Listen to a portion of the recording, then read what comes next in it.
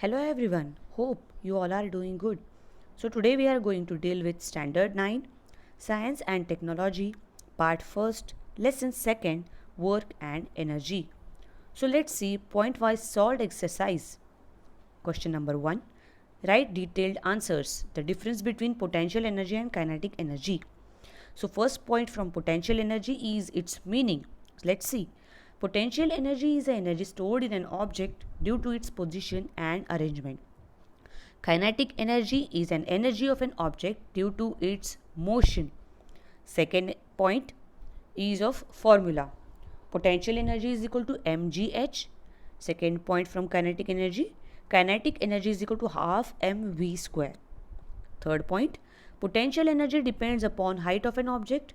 That is, when height is equal to 0, potential energy is equal to 0. Kinetic energy is independent of height but dependent upon the velocity of an object. This is very important point. Fourth point, potential energy can't be transferred between objects. Kinetic energy can be transferred between objects. Fifth point, example, water stored at certain height from ground. Example of kinetic energy, water falling from waterfall. Next question, derive the formula for kinetic energy of an object of mass m moving with velocity v. Okay, so we have to suppose a certain condition to derive the formula. So let's see what are that conditions. Suppose a stationary object of mass m moves because of an applied force F. Let's its initial velocity be u. It generates an acceleration a in an object. After time t, velocity of object becomes v. Displacement during this time is s. Okay, so therefore work done on the object is work done is equal to F into s. Now according to Newton's second law of motion, F is equal to m into a. M means mass into acceleration. Suppose this is equation number 1. So we have to use this equation in the main equation that we have written above. Work is equal to force into displacement. Okay, so we have to replace this force value into that work value, and we have to replace the s value again in the same formula. Okay, so let's see what we get after the replacement. Using equation 1 and 2, the work formula becomes half m bracket a t square. Equation number 3. Okay, using Newton's first equation of motion, v is equal to u plus at. V is equal to, here u is 0. That's why v is equal to at. Take square on both sides. It becomes v is equal to bracket at bracket square. Put the values of equation 4 in equation 3. So equation 3 becomes w is equal to half mv square. But we know that kinetic energy is equal to work done. Any kind of energy is always is equal to work done, because how much energy we apply, that much work is done. That's why, therefore kinetic energy is equal to w. Therefore the equation of kinetic energy, the formula of kinetic energy becomes half mv square. This is the main answer of our question. Let's see the next question. Prove that the kinetic energy of freely falling object on reaching the ground is nothing but the transformation of its initial potential energy. What is the meaning of question? So here see the diagram. An object is placed at point A at certain height of h from the ground. So position A is at height h from ground, that is position C. So what we have to prove here? So the energy possessed by that object at position A is getting converted into the another form of energy, but that the other form of energy is also equal to the previous form of energy. That is, no additional energy is added or any energy is getting deleted from that object. Okay, all the energy possessed by that object is getting converted into next form of energy while traveling at the height h to the ground. Okay, so we have considered a point B which is at a distance of x from A Okay, that's why the distance of B and C, it becomes h minus x. Okay, so let's see the total energy content in an object at position A, the total energy content of an object at position B, the total energy content of an object at point C. Okay, so first point, consider an object initially at point A with potential energy is equal to mgh. Obviously, as the object is stationary at position A, it don't have kinetic energy because it does not have velocity. That's why it only possesses the potential energy. Okay, so the second point, this object is falling solely under the influence of gravitational force, so it is said to be freely falling object. Okay, so next, total energy TE is equal to kinetic energy plus potential energy. See the second last step. Therefore, kinetic energy is 0, total energy becomes mgh. See, I have highlighted with the red color. Okay. Now fourth point, let the velocity of object be vb when it reaches to point B. Obviously, when it will fall and come to the point B, it has some velocity and that velocity will be vb. Okay, so here u is equal to 0 because initial velocity was 0, s is equal to x. S means displacement is equal to x because that is the distance covered by the object, and a is equal to g. Okay, that means acceleration is equal to acceleration due to gravity. Okay, so putting all the values in the Newton's second equation, we get kinetic energy is equal to mgx. So let's see potential energy at the same point, that is point B. So potential energy is equal to mgh, we know, but here h is not only h, here the height is h minus x because B is kept at height of h minus x. That's why. So the total energy become mgx plus mgh minus mgx. mgx will get cancelled as they have opposite sign. So again the total energy remains mgh at the point B. Fifth point, let the velocity of the object be vc when it reaches to the ground near the point C. Obviously, when it reaches to the point C, all the potential energy will get converted into kinetic energy. Okay, so again here we have to use the Newton's second equation. We have to replace the value of s is h, value of a is g, value of u is 0. By putting all this value in the Newton's second equation, we get kinetic energy is equal to mgh. We get potential energy is equal to 0 at height is 0. Therefore, again, the total energy is equal to mgh. See, I have highlighted it with the red color. So, from point 3, 4 and 5, we see that the total energy of the object is same at all the 3 points. That means whatever the potential energy it was possessed, it was mgh. Again, while coming down to the point B, the energy B is mgh, and again when it reaches to point C, the energy is mgh. Okay, so on reaching to the ground at point C, all the potential energy gets converted to kinetic energy. That means all the potential energy now is transformed to the kinetic energy. So this only we have to prove. Next question, question number 2, choose one or more correct alternatives. So out of the 4 alternatives, we have to correct one or more correct alternative. Okay, so first one, for the work to be performed, energy must be dash. So the option number 1 and option number 3 are correct. Transformed from one place to another, and option number 3, transformed from one type to another. Second, joule is the unit of, obviously we know it, joule is the unit of work also and energy also. So the option 2 and option 4 are correct. C, which of the forces involved in the dragging a heavy object on a smooth horizontal surface have the same magnitude? Option second, gravitational force, and option third, reaction force in a vertical direction are the correct option. Fourth, power is a measure of dash. We know power is a measure of speed with which work is done.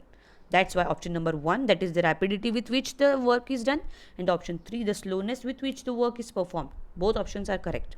E, while dragging or lifting an object, negative work is done. Okay, so the option number 2, that is gravitational force, and option number 3, the frictional force, are the correct option. See the next question. Rewrite the following sentence using the proper alternative. Here only one alternative is the correct option. Okay. The potential energy of your body is least when you are sleeping on the ground. Option number 3 is correct. The total energy of an object falling freely towards the ground remains unchanged. Option number 2 is correct. If we increase the velocity of a car moving on a flat surface to 4 times its original speed, its potential energy obviously will not change, because potential energy does not depends on velocity, it depends on the height. Okay, so option number 2 is correct. The work done on an object does not depends on the initial velocity of the object. The option number 4 is correct. Let's see question number 4. Here one activity is given. Let's understand the activity. So the channel, if you are seeing here in the diagram, such a 2 aluminum channels we have to take. Both the channels we have to keep the other end at the same height. One end at the ground, the other end at the same height. Okay, the same two balls we have to take with the same size, with the same mass. Okay, so the channel, the height of the channel also will be same. The mass of the ball and the size of the balls that we are going to take with are also same. Okay, I have shown only one channel here, but such a 2 channels we have to take, such a 2 balls we have to take. So let's solve the questions. Question number 1. At the moment of releasing the balls, which energy do the balls have? That means we have to release both the balls at the same time. Okay. Answer. At the moment of releasing the balls, ball will possess potential energy. So before releasing the ball, obviously the ball will have potential energy in it. Second question. As the balls roll down, which energy is converted into which other form of energy? So the answer, as the balls roll down, obviously the potential energy gets converted into kinetic energy. Question 3. Why do the balls cover the same distance on rolling down? The answer is, the balls cover the same distance on rolling down because 2 balls are of same size and same weight and are released from the same height. So the potential energy stored in them will be same. See, I have highlighted the main reason. Okay, as the potential energy is equal to mgh. Here mgh of both the balls are same. Hence, balls cover the same distance on rolling down. Next question. What is the form of the eventual total energy of the balls? Okay, eventual total energy means ultimately what will happen with the total energy. So, answer is, the total energy, that is potential energy plus kinetic energy, always remains constant. That we have already proved in the previous question. Okay. Fifth question. Which law related to the energy does the above activity demonstrate? Explain. Answer. The above activity demonstrates law of conservation of energy. Explanation. Initially, when the ball was at rest, it had potential energy. As it is released, its potential energy is converted into kinetic energy and net energy is conserved. Let's see the question number 5. Solve the following example. Question number 1. An electric pump has 2 kilowatt power. How much water will the pump lift every minute at the height of 10 meter? Let's see what are the given things. The power, it is given 2 kilowatt. Let's convert it into watt. The watt will become 2000. Okay, the conversion is 2000 watt. The time t is equal to 1 minute. It is converted into seconds. It is 60 seconds. Height h is equal to 10 meter. What we have to find? Mass of water, that is m. Okay, so the formula that we are going to use is P, that is power, is equal to work done divided by time. Therefore, work done here we are going to use is mgh. Okay, and divided by t. So let's put all the values in the formula. So after putting all the values and calculation, we get the value of m is 1224.5 kilogram. Therefore, the final answer is, the amount of water lifted by the pump is 1224.5 kilogram. Second question. If 1200 watt electric iron is used daily for the 30 minutes, how much total electricity is consumed in the month of April? Okay, so given things, the power, that is P is equal to 1200 watt. Let's convert it into kilowatt. It will become 1.2 kilowatt. Time T, it is given 30 minutes. Let's convert it into hours. 0.5 hours means half an hour. Okay. Number of days is equal to 30 days in the month of April. Obviously 30 days are there. Okay. To find electricity consumed, that is E, that means energy we have to calculate. Okay. Formula, power is equal to energy upon T. Obviously power is equal to, the formula is actually work upon time, but we know that work is equal to energy. That means we can replace both of them. Okay, we can replace energy with, we can replace work with energy. Okay, so here power becomes energy upon time. Therefore E is equal to P into T is into number of days. Okay, so E is equal to 1.2 into 0.5 into 30. The value of E came 18 units. So the final answer is total electricity is consumed in the month of April by electric iron is 18 units. Question number 3. If the energy of a ball falling from the height of 10 meters is reduced by 40%, how high will it rebound? So given height h is equal to 10 meter, energy reduced by 40% means potential energy 2 is equal to potential energy 1 minus 40% of potential energy 1. Okay, so potential energy is reduced by 40% means the whatever the next potential energy it is there, it is 40% minus than the previous potential energy, right? Therefore what is to be find? It is height, that is h2 we have to find. So which formula we have to use here? Potential energy is equal to mgh. Here potential energy 1 is equal to mgh1 and potential energy 2 is equal to mgh2, because mass and the gravitational force will not change, only height will change, right? Therefore potential energy 2 divided by potential energy 1 is equal to mgh2 divided by mgh1. See mgh1, see I have shown it by red color. So let's see the next step which I have shown with the blue color. Okay, 60% of potential energy 1 divided by potential energy 1. What is potential energy 2 here? Potential energy 2 means 60% of potential energy 1. Okay, is equal to h2 upon 10. Why it come h2 upon 10? mg from the numerator and denominator will get cancelled. h2 value we have to calculate and h1 value it is given 10. Okay, so let's see the next step, which is I have highlighted with the brown color. 60 divided by 100 is equal to h2 divided by 10. The value of h2 is equal to 60 into 10 divided by 100 is equal to 6 meter. The final answer becomes the ball will rebound 6 meter high. Fourth example, the velocity of a car increases from 54 km per hour to 72 km per hour. How much is the work done if the mass of the car is 1500 kg? So let's see what are the given things. Initial velocity of car u, it is 54 km per hour. Let's convert it into meter per second. For that we need to multiply it by 1000 and divide it by 3600. After calculation we get 15 meter per second.